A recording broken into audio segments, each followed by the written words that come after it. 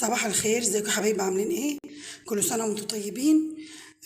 معلش ان كان صوت تعبني شويه، بقالي فتره ما صورتش وقلت نبدا مع بعض بالسردينه المجمده.